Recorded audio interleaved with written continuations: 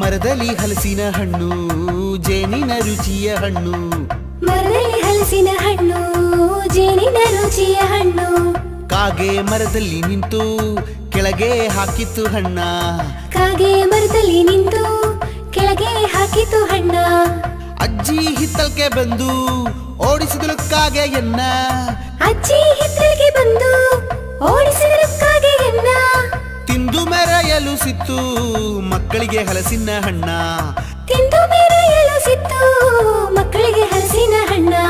ಈ ಮಕ್ಕಳಿಗೆ ಹಲಸಿನ ಹಣ್ಣ, ಈ ಮಕ್ಕಳಿಗೆ ಹಲಸಿನ ಹಣ್ಣ. ಮರದಲ್ಲಿ ಹಲಸಿನ ಹಣ್ಣು ಜೇನಿನ ರುಚಿಯ ಹಣ್ಣು.